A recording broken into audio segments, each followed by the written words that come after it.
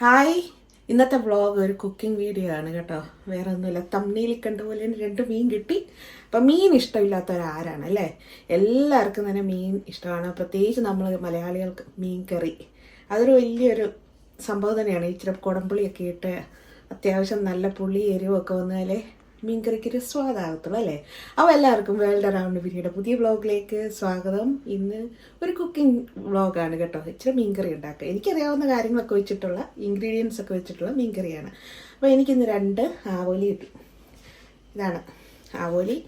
അപ്പോൾ എന്നോട് പലരും ചോദിച്ചിട്ടുണ്ട്, UK വന്നാൽ ഇങ്ങനെ നമ്മളെ നാട്ടിലെ മീനുകളൊക്കെ കിട്ടുമോ എന്നൊക്കെ ചോദിച്ചിട്ടുണ്ട്. ഇതിപ്പോൾ ഫ്രോസൺ ആണ്, ഫ്രഷ് ഒന്നുമല്ല കേട്ടോ. അപ്പോൾ ഇവന്മാരെ രണ്ടുപേരും നമുക്ക് 2 ടൈപ്പിലുള്ള ആവോലി ഉണ്ടെന്നൊക്കെ എനിക്ക് നമ്മൾ കണ്ടിട്ടുണ്ടെങ്കിലും നമ്മൾ അത്ര കാര്യമായിട്ടൊന്നും ഇതിനെക്കുറിച്ച് പഠിച്ചിട്ടില്ല. അപ്പം കറുപ്പുണ്ട്, വെളുപ്പുണ്ട്. നമുക്ക് കിട്ടിയിരിക്കുന്ന ഇവനാണ്. പോംഫെറ്റ് എന്നാണ് ഇതിന് ഇംഗ്ലീഷിൽ പറയുന്നത്. അപ്പം നിങ്ങൾ ഈ സംഭവം UK ഇവിടെ മലയാളിക്കടയിലൊക്കെ ഇങ്ങനെ മീൻ കിട്ടുന്ന കടകളിലൊക്കെ ചെന്നാൽ ഇത് കാണുവാന്ന് മടിക്കാതെ വാങ്ങിച്ചോളൂ. ആവോലി ഫ്രൈ ഉണ്ടാക്കാം, കറി ഉണ്ടാക്കാം. പക്ഷെ ഞാനിന്ന് കറിയാണ് ഉണ്ടാക്കുന്നത്. അപ്പം നേരെ നമുക്ക് വീഡിയോ കാണാം അല്ലേ? അതിന് മുമ്പ് ചാനൽ സബ്സ്ക്രൈബ് ചെയ്തിട്ടില്ലാത്തവരാണെങ്കിൽ സബ്സ്ക്രൈബ് ചെയ്യാൻ നോക്കുക. അപ്പോൾ ഇതുപോലെ നല്ല നല്ല കുറച്ച് കുട്ടി കുട്ടി സന്തോഷകരമായിട്ടുള്ള UK വ്ളോഗ്സുകൾ നിങ്ങൾക്ക് കാണാൻ പറ്റുന്നതാണ്.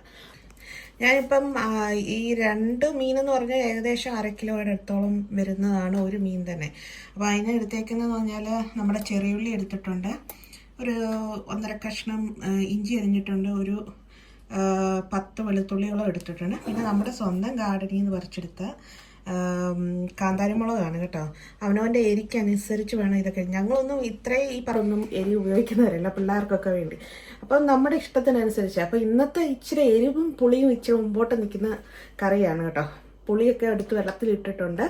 അതും ഇനിയിപ്പം മീൻ വെട്ടിയതിന് ശേഷം എല്ലാം സെറ്റ് ചെയ്തിട്ട് കാണിക്കാം. അല്ലെന്നുണ്ടെങ്കിൽ ഈ വ്ളോഗ് വലിച്ചു നീട്ടി ചുമ്മാ ഒരു മീൻ വെട്ടുന്നതും ഈ അരിയുന്നതും എല്ലാം വ്ളോഗ് ഉൾപ്പെടുത്തിയിട്ട് കാര്യമില്ല. ഇതിൻ്റെ മെയിൻ ഇൻഗ്രീഡിയൻസും കാര്യങ്ങളും കാണിച്ച് ഈ വ്ളോഗ് നിങ്ങളെ നിങ്ങൾക്കൂടെ പ്രചോദനം തരത്തക്ക വിധത്തിലാക്കി തീർക്കാൻ നോക്കാം. അങ്ങനെ നമ്മൾ മീനെല്ലാം വെട്ടി കഴുകി വൃത്തിയാക്കിയിട്ടുണ്ട്. ഇത് വെട്ടിയെല്ലാം കഴിഞ്ഞ് കഴിഞ്ഞപ്പോൾ ഈ പറഞ്ഞ പോലെ ഒരു 3/4 കിലോ അത്രയൊക്കെ ഉള്ളു കേട്ടോ മീൻ. അപ്പം ഒരു 3/4 കിലോ കണക്കെന്ന രീതി വെച്ചിട്ട് നിങ്ങൾ, എനിക്കിതെല്ലാം കൈക്കണക്കാണ്. അപ്പം നിങ്ങളും അതിനനുസരിച്ച് എന്താണെന്നുള്ളത് വെച്ച് ഞാൻ ഈ ഇടുന്ന ഇൻഗ്രീഡിയൻസിൻ്റെ കണക്കുകളെല്ലാം പറയാം. പക്ഷേ നിങ്ങൾക്ക് അതേപോലെ വേണമെന്നില്ല, ഓരോരുത്തർക്കും ഓരോ രീതിയിലാണല്ലോ ഇഷ്ടങ്ങൾ. അപ്പം ഇനി നമുക്ക് നേരെ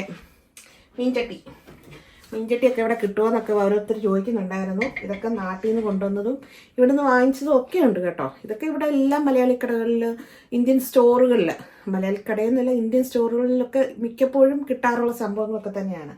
അപ്പോൾ ഇനി ഇവിടെ എല്ലാം ഒന്ന് ക്ലീൻ ചെയ്തതിന് ശേഷം പരിപാടികളിലേക്ക് നമുക്ക് കിടക്കാം. പലരും എന്നോട് ചോദിച്ചിട്ടുണ്ടായിരുന്നു ഈ വേസ്റ്റ് ഡിസ്പോസലിനെ കുറിച്ചൊക്കെ. നമ്മളിപ്പോൾ എന്താണെന്ന് വെച്ചാൽ ഇങ്ങനെ മീൻ്റെ ഒക്കെ വേസ്റ്റുകൾ അല്ലെങ്കിൽ ഇറച്ചിയുടെ വേസ്റ്റൊക്കെ വരുമ്പോൾ ഇങ്ങനെ 1, 2, 3 തന്നെ കവറുകളൊക്കെ ഉണ്ടല്ലോ, അതിലൊക്കെ റാപ്പ് ചെയ്തതിന് ശേഷം നമ്മൾ അത് ലീക്ക് ആകാതിരിക്കുക. കാരണം നമുക്ക് ആഴ്ചയിൽ ഒരിക്കലാണ് കൗൺസിലിൽ നിന്ന് വേസ്റ്റൊക്കെ എടുക്കാൻ വരുന്നത്. അപ്പം അതിനനുസരിച്ച് നമ്മൾ ഇതെല്ലാം പാക്ക് ചെയ്തിട്ട് ഒന്നീ വേസ്റ്റ് ബിന്നിൽ ഇട്ട് വെക്കുക, സെപ്പറേറ്റ് വേസ്റ്റ് ബിന്നിൽ. ഞാൻ ചിലപ്പോൾ ഒക്കെ ഇല്ലേ, നമുക്കിവിടെ ലോക്കലായിട്ട് ആഴ്ച 2 പ്രാവശ്യമൊക്കെ വന്ന് എടുക്കുന്നവരുണ്ട്. അപ്പോൾ അവിടെയാണ് ഞാൻ ഇതുപോലെ 3-4 കവറുകളിലൊക്കെ ആക്കി മണമൊന്നും വരാത്ത വിധത്തിൽ ആക്കിയിട്ടാണ് കൊണ്ടുവന്ന് കളയുന്നത്. അപ്പോൾ വേസ്റ്റ് ഡിസ്പോസലാണ്. ഞാൻ ഈ വ്ളോഗ് എടുത്ത കൂട്ടത്തിൽ വേറൊരു കാര്യം കൂടെ കാണിക്കാമെന്ന് നോക്കും. ഞാൻ ഇങ്ങനെയാണ് നമ്മുടെ മുളക് പൊടി മല്ലിപ്പൊടിയൊക്കെ ഇങ്ങനെ നാട്ടിൽ നിന്ന് കൊണ്ടുവരുന്നത്. ഇത് നമുക്ക് വീടിനടുത്തുള്ളവർ തന്നെ അവരുടെ മില്ലിൽ, അവരുടെ വീട്ടിൽ തന്നെ ഉണക്കി അത് പാറ്റി എന്ന് പറഞ്ഞാൽ പൊടിച്ചൊക്കെ നമുക്കിങ്ങനെ പിരിയമുളകും പാണ്ടിമുളകും 2ഉം 2ആയിട്ടാണ് ഞാൻ വാങ്ങിച്ചുകൊണ്ട് വരുന്നത്. എന്നിട്ട് ഇത് നമുക്ക് ആവശ്യത്തിനനുസരിക്കുമ്പോൾ മാത്രം നമ്മൾ പൊട്ടിച്ചിട്ട് നമ്മൾ കണ്ടെയ്നേഴ്സിൽ നിറയ്ക്കാറുണ്ട്. പലരും എന്നോട് ചോദിച്ചിട്ടുണ്ടായിരുന്നു, പണ്ട് ഞാനൊരു ഹോം ഓർഗനൈസിങ് വീഡിയോ ഒക്കെ ചെയ്തപ്പോൾ ഇങ്ങനെയുള്ള ഇതൊക്കെ എവിടെ നിന്നൊക്കെയാണ് വാങ്ങിച്ചതെന്നോ ഒക്കെ ചോദിച്ചായിരുന്നു. ഇതൊക്കെ ഞാൻ വാങ്ങിച്ചത് ഹോം ബാർഗെയിൻ എന്ന് പറയുന്ന UK കടയിൽ നിന്നാണ്. ഇത് നമ്മുടെ പൗണ്ട്ലാൻഡിൽ നിന്നാണ് ഞാൻ വാങ്ങിച്ചത് കേട്ടോ. ഇതൊക്കെ നമ്മൾ മുളക് പൊടിയൊക്കെ ഇട്ട് മല്ലിപ്പൊടിയൊക്കെ ഇട്ട് അങ്ങനെ കളറൊക്കെ ഫെയ്ഡാകാൻ തുടങ്ങി. പക്ഷേ കുറച്ച് ഏറെ നാളേലും ഡ്യൂറബിളാണ് കേട്ടോ. പലരും എന്നോട് പറഞ്ഞിട്ടുണ്ടായിരുന്നു പ്ലാസ്റ്റിക് എന്തുകൊണ്ട് യൂസ് ചെയ്തുകൂടാ. പ്ലാസ്റ്റിക് ഞാൻ പണ്ടൊക്കെ ഉപയോഗിക്കുന്നത്, അപ്പോൾ ഒരുപാട് സ്റ്റെയിൻ ആകുന്ന കാരണം ഞാൻ എപ്പോഴും മാറ്റേണ്ടതായിട്ട് വരും. പിന്നെ പ്ലാസ്റ്റിക് അത്ര ആരോഗ്യത്തിന് നല്ലതല്ല. ചില്ലാകുമ്പോൾ ഇച്ചിരി കുറച്ച് നാൾ ഇതെല്ലാം ഇരുന്നോളുമല്ലോ ഓർത്തിട്ടാണ്. അപ്പം അതുപോലെ ഇൻഫർമേറ്റീവായിട്ട് അങ്ങ് പറഞ്ഞു പോയതേ ഉള്ളൂ ഈ ബ്ലോഗിൻ്റെ ഇടയ്ക്ക്. ഇപ്പം ഞാൻ ഇതിലോട്ട് ഇടുന്നത് ഒരു 1/4 ടീസ്പൂൺ മഞ്ഞൾ പൊടി. ഇത് നമ്മുടെ വീട്ടിൽ തന്നെ പൊടിച്ച് കൊണ്ടുവന്നേക്കുന്ന സംഭവമാണ് കേട്ടോ. വീട്ടിൽ തന്നെ ഉണ്ടായിട്ട് പൊടിച്ചെടുത്ത സംഭവമാണ്. അതുപോലെ തന്നെ നമ്മുടെ മുളക് പൊടികൾ, കാശ്മീരി ചില്ലിപ്പൊടിയും മറ്റേ മുളകുള്ളതും എരിവുള്ളതും എരിവില്ലാത്തതും എല്ലാം കൂടെ ചേർത്തിട്ടാണ് ഞാനിപ്പം മൊത്തം ടോട്ടലി ഇടാൻ പോകുന്നത്. എരിവുള്ള പൊടിയാണെങ്കിൽ ഒരു സ്പൂണേ ഇടുന്നുള്ളൂ, 1 ടീസ്പൂണേ ഇടുന്നുള്ളൂ. കാരണം ആർക്കും അത്ര എരിവ് ഇഷ്ടമില്ല, പിന്നെ എല്ലാവർക്കും കളറിലാണ് പിടിച്ചു നിൽക്കാൻ താല്പര്യമുള്ളത്. അതുകൊണ്ട് നമ്മൾ നമ്മുടെ കാശ്മീരി ചില്ലി പൗഡർ ആണെങ്കിൽ ഒരു 1-2 സ്പൂൺ ഇടുന്നുണ്ട്. അത്രയത്തിൻ്റെ ആവശ്യമുള്ളൂ നമുക്ക്. പിന്നെ വേണ്ടതെന്ന് പറഞ്ഞാൽ മാറ്റിയിട്ട് നമുക്ക് ഇനി വേണ്ടത് മല്ലിപ്പൊടിയാണ്. ഞാൻ എല്ലാത്തിനും ഇച്ചിരി മല്ലിപ്പൊടി കൂടുതലിടുന്നതും കൊണ്ട് ഏകദേശം 1 ടീസ്പൂണോളം മല്ലിപ്പൊടി ഞാൻ ഇടും. അപ്പോൾ ഇത്രയാണ് ഈ മസാലക്കൂട്ട്. ഈ മസാലക്കൂട്ടിലോട്ട് ഇനി എന്താണെന്ന് വെച്ചാൽ നമ്മൾ ഇച്ചിരി ചൂടുവെള്ളം ഒഴിച്ചിട്ട് ചെറുതായിട്ട് ഒഴിച്ച് ഒന്നിളക്കി മിക്സ് ചെയ്ത് വെക്കാം. ഇതെല്ലാം കൂടെ ഒന്ന് മിക്സ് ചെയ്യാം. പിന്നെ ഇനി ഇതിനകത്ത് കുരുമുളക് ഇടേണ്ടവർക്ക് കുരുമുളകോ എന്ത് വേണേലും ഇടാം കേട്ടോ. അതൊക്കെ ഓരോരുത്തരുടെ ഇഷ്ടമാണ്. ഇതിപ്പം നമ്മൾ അരപ്പുണ്ടാക്കുകയാണ്. ഇതിൻ്റെ ഉപകാരം എന്താണെന്ന് ചോദിച്ചാൽ ഇത് നമ്മൾ എണ്ണയിലൊക്കെ ഇട്ട് കഴിയുമ്പോഴത്തേന് അടുക്കി പിടിക്കാതെ കരിയാതെയൊക്കെ, മുളക് കരിയാതെയൊക്കെ ആയിട്ട് നമ്മുടെ ചട്ടി ചൂടായിട്ടുണ്ട്. അതിനകത്ത് നമുക്ക് ആവശ്യത്തിനുള്ളത്, ഞാൻ എല്ലാം ഇച്ചിരി പൊടിക്ക് കൂടുതൽ ഇടുന്നുണ്ട് ഇന്ന്. ഞങ്ങൾ യൂഷ്വലി ഇത്രയൊന്നും ഉപയോഗിക്കാറുള്ളവരല്ല. അങ്ങനെ നമ്മുടെ കടുക് ചടപടാന്ന് പൊട്ടി തുടങ്ങിയിട്ടുണ്ട്. ഇത് നമ്മൾ നേരെ ഈ ഓരോ സാധനങ്ങൾ ആദ്യം നമുക്ക് ചെറിയ ഉള്ളി നമ്മൾ അരിഞ്ഞു വെച്ചേക്കുന്നത് ഇട്ടൊന്ന് വഴറ്റി, ചെറിയുള്ളിയും ഞാൻ മുളകും കൂടെ ഇട്ടേക്കുന്നത്. നമുക്ക് വേണമെങ്കിൽ ഇച്ചിരി തീയൊക്കെ ഒന്ന് കുറച്ച് വെക്കാം, ഒത്തിരി അടിക്ക് പിടിക്കേണ്ട ആവശ്യമില്ലല്ലോ. ചെറിയ ഉള്ളി ഒന്ന് ചെറുതായിട്ട് വഴണ്ടു. ഇനി നമ്മുടെ ഇഞ്ചി വെളുത്തുള്ളി അവനെല്ലാം കൂടെ ഒന്ന് തട്ടി വെച്ചിട്ട് ഇനി ഇതെല്ലാം ഒന്ന് വഴങ്ങും.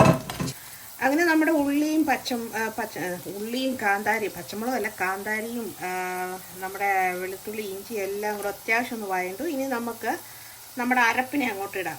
നമ്മൾ നേരത്തെ ഒന്ന് ചെയ്ത് വെച്ചിട്ടില്ല അരപ്പ്,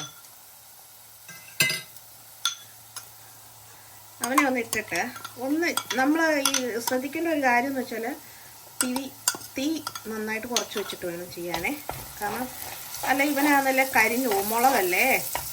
അപ്പം അത്യാവശ്യം ഒന്ന് അവനെ ഒന്ന് ഇതാക്കിയതിന് ശേഷം ആ ഒരു പച്ചമണം ഒന്ന് മാറണം, അത്രയേ ഉള്ളൂ.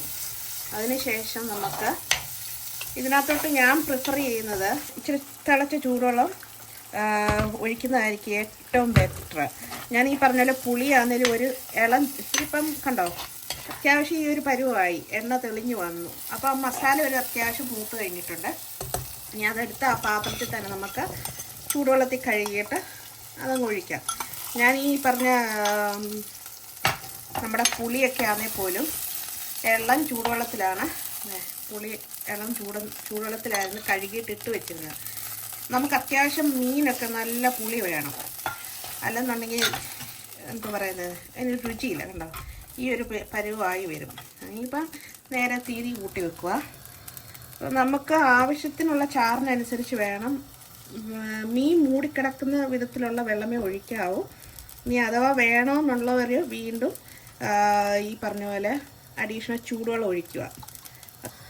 ഇത് ഉലുവയാണ്. ചിലർ കടുക് പൊട്ടിച്ച് കഴിയുമ്പം ഇടാറുണ്ട്, പക്ഷെ ഞാൻ പ്രിഫർ ചെയ്യുന്നത് കറി ഇങ്ങനെ തിളച്ച് കഴിയുമ്പം ഇച്ചിരി ഒന്ന് വെതറുന്നതാണ്. ഞാൻ മുഴുവൻ ഉലുവ ഇടുന്നത്, ഇച്ചിരി എടുത്തുള്ളൂ കേട്ടോ. ഒരുപാടിട്ട് കയ്പ്പ് കൂടരുത്, അതൊന്ന് തിളയ്ക്കും. പലരും പല രീതിയിലാണ് ഉലുവ ഇടുന്നത്. ചിലർ ഞാൻ കണ്ടിട്ടുണ്ട് മീൻകറി തിളച്ച് കഴിഞ്ഞ് കഷ്ണമൊക്കെ വെന്ത് കഴിയുമ്പം ഒന്ന് ഇത് ചെയ്യുന്നത്, പൊടിയായിട്ട് വിതറി നിൽക്കുന്നത്. ഇനിയിപ്പോൾ നമ്മുടെ മീന് ഓരോന്നോരോന്നായിട്ട് ഇതിനകത്തോട്ട് പോവുകയാണ്. അവനെ നല്ല മണമാണ് വരുന്നത് കേട്ടോ. ഈ എല്ലാം കൂടെ ഒന്ന് എന്താ പറയുന്നത്, എല്ലാം കൂടെ ഒന്ന് ഇളകി മുരിഞ്ഞ് അടിപൊളി മണം മീൻകറിയുടെ അടിപൊളി മണമായിട്ടാണ് വരുന്നത്. ഇപ്പം ഇവനെ എല്ലാം ഒന്ന് ഇതിനകത്ത് ഇട്ട് ആവശ്യമുണ്ടെങ്കിൽ മാത്രമേ നമ്മൾ അഡീഷണൽ, കാരണം മീനിൽ നിന്നും ചെറുതായിട്ട് വെള്ളം ഒഴുകും. പിന്നെ ചാറ് ഒരുപാട് ഇഷ്ടമുള്ളവർക്ക് ആ രീതിയിലും ഉണ്ടാക്കാം കേട്ടോ. നമ്മളിപ്പം ഒരു കുറുകിയ പരുവം അതാണ് നമ്മൾ മനസ്സിൽ കണ്ടിട്ടാണ് ഇത് ചെയ്യുന്നത്. ഇത് നമ്മുടെ മീൻകറി നന്നായിട്ടൊന്ന് വെട്ടി തിളയ്ക്കുമ്പോൾ മൂടി വെക്കുക. എന്നിട്ട് ചെറിയ സിമ്മിലിട്ടിട്ട് കറിയാവുക. അത് ആകുന്നിടം വരത്തേക്ക് നമുക്കൊരു നാടൻ കട്ടൻ കാപ്പി കുടിക്കാം. അപ്പോൾ ഇത് ഒരു ചാരുകസേര എന്നൊക്കെ പറയത്തില്ല നാട്ടിലെ എന്ന് പറഞ്ഞാൽ ഇച്ചിരി നേരം നമുക്കിവിടുന്ന് ഒരു നാടൻ കട്ടൻ കാപ്പിയൊക്കെ കുടിച്ച് നമ്മുടെ ഇവിടുന്ന് ഈ വിൻഡോയിൽ നിന്നുള്ള വ്യൂ അതിമനോഹരമാണ് കേട്ടോ. ഇപ്പം അധികം ഇല്ല, നമ്മുടെ ഗാർഡനൊക്കെ പോയി. നമ്മുടെ ഈ സമ്മർ ടൈമിലൊക്കെ ഇവിടെ ഇരുന്നിട്ട് ഒരു കാപ്പിയും ഒരു ചെറിയ കടിയൊക്കെ ആയിട്ടിരുന്നിട്ട് അങ്ങോട്ട് നോക്കുന്ന ഫീല് നാട്ടിലെ ഒരു ഫീല് തന്നെയാണ് കേട്ടോ. പിന്നെ നമ്മുടെ മീൻകറി അവിടെ കിടന്ന് തിളച്ച് ഒന്ന് വറ്റുമ്പോഴത്തേന് ഇടയ്ക്കൊന്ന് പോയി ഇളക്കി കൊടുക്കാം. അതുവരെ അതാവട്ടെ അല്ലേ. നമ്മുടെ മീൻകറി ഒന്ന് തിളയ്ക്കാൻ തുടങ്ങിയിട്ടുണ്ട് സൈഡ് വഴിയൊക്കെ ഇട്ട്. അന്നേരം നമ്മൾ കൂടുതലിട്ട് ഇളക്കി മറിക്കരുത്, മീൻ പൊടിഞ്ഞു പോവും. അവിടെ ഇവിടെയൊക്കെ ഒന്ന് തോണ്ടി വിടുക, അത്ര തന്നെ. അപ്പോൾ ഇവിടെ മീൻ തിളയ്ക്കാൻ തുടങ്ങിയ സ്ഥിതിക്ക് നമുക്കിനി അടപ്പ് വെച്ച് മൂടാം. ഇനി നമ്മുടെ കറി ചെറുവ് തീയിലിട്ടതിന് ശേഷം എന്നാ കളറാന്ന് നോക്കും. മണ്ടയ്ക്ക് നല്ലതായിട്ട് എണ്ണ തെളിഞ്ഞിട്ടുണ്ട്. ഇനി ഇവനെ ഒന്ന് നമുക്കിങ്ങനെ ഒന്ന് ചുറ്റിച്ചിട്ട് അതുപോലെ അങ്ങ് വെക്കുക. നമ്മൾ അടച്ചു വെക്കുമ്പോൾ ഒരു പകുതി അടപ്പിലേ വെക്കാവും, പകുതി തുറന്നിടുക. ഈ മീൻ കറിയില്ലേ നമ്മൾ കുറഞ്ഞ ഒരു ദിവസം ഇങ്ങനെ ചട്ടിയിൽ ഇരുന്നതിന് ശേഷം എടുത്ത് കൂട്ടണം, എന്നാലും അതിൻ്റെ രുചി നിങ്ങൾക്ക് ഫീൽ ചെയ്തിട്ടുള്ളൂ. അപ്പോൾ ഇന്നത്തെ വ്ളോഗ് ഇത്രയേ ഉള്ളൂ, ഒരു മീൻകറിക്കട കഥയായിരുന്നു. അപ്പോൾ അതോടുകൂടി എല്ലാം കഴിഞ്ഞു. അപ്പോൾ എൻ്റെ സ്ഥിരം വ്ളോഗ് കാണുന്ന എല്ലാ നല്ല സുഹൃത്തുക്കൾക്കും ഒരുപാട് നന്ദി. അപ്പോൾ ഇനി വീണ്ടും കാണാം. Bye bye.